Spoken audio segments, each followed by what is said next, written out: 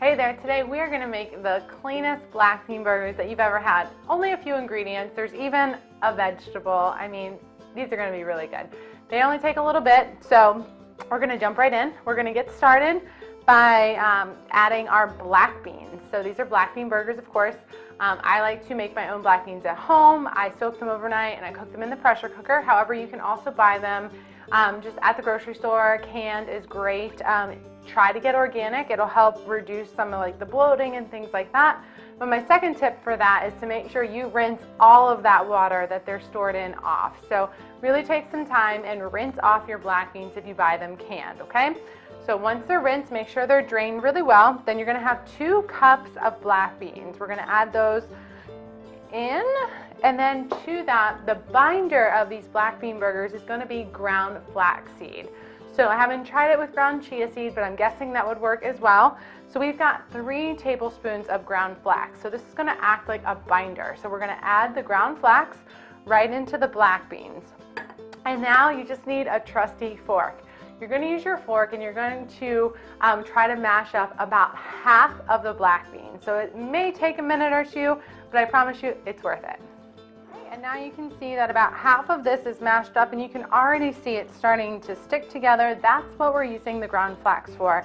It's the binder. So we're going to put this over to the side, and about half of those black beans are still intact and whole. We're going to add our vegetable now. So we're going to do 1 zucchini. This is just a regular medium-sized zucchini.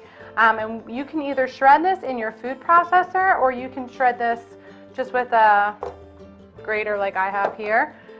So all you want to do is just grate this down.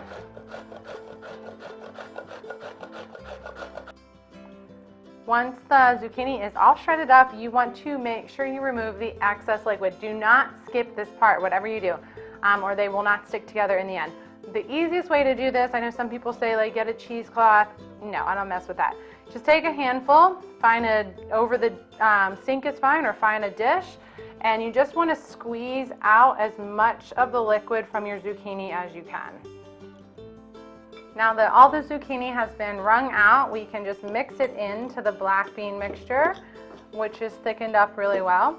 And then we're going to add our seasoning. So this is what really makes these burgers taste amazing and make you really, really, really want to have these regularly.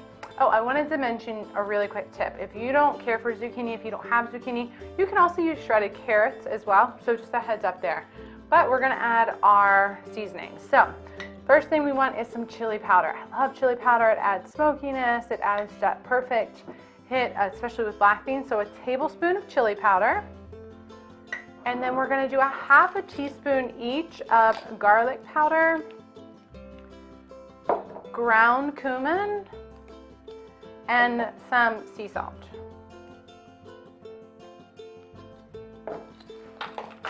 And then all you have to do is mix this up really well.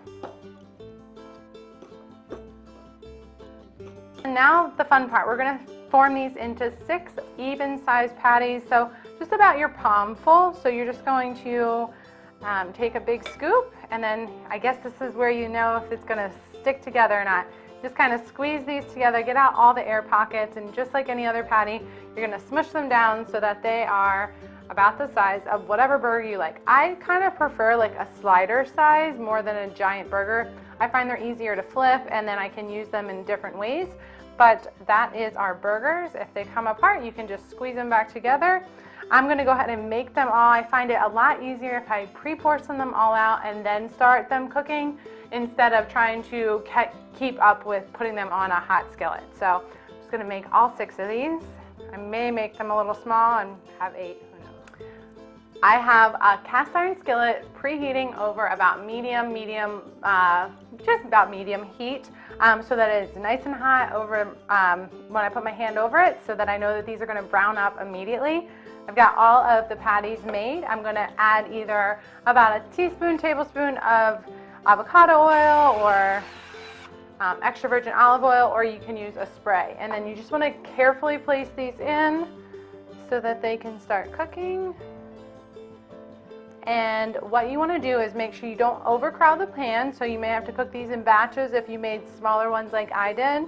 And we're going to cook for about 6 minutes or so on one side, and then we're going to flip these and cook them for about 4 or 5 more minutes, just depending on how big you made your patties. Remember, the tip is to really give them some time to brown up on that first side before you try to flip them over, and then kind of treat these like pancakes when you're flipping them. So don't just while about it, kind of really be meticulous, take your time, get underneath it and completely turn it over. Leave room in the pan to be able to do that. So again, we're going to cook these for 6 minutes, flip them over, and then cook them for about 4 or 5 more minutes on the other side. These are done cooking. I just want to show you guys the final product. Again, they're so simple, very clean, super easy to make. And you guys do see I did make them like slider size because that's kind of what I'm craving right now, but you could make them bigger. This ended up making almost 10 sliders, so 9 sliders. So you'll see they browned up a little bit. I left them on a little bit too much on one side, but you can see they're nice and golden brown. They stay together really easily. And if you open them up, so these actually stick together like you would want them to. They don't fall apart. You don't have to worry about them crumbling everywhere. But one thing I do love is that if you make them ahead of time, you can crumble them over salads or things like that and enjoy them all week. They also freeze really well. And however you want to enjoy these, get the recipe at bitesofwellness.com so that you can make these anytime. Again, they're perfect for meal prep or just a regular weeknight dinner.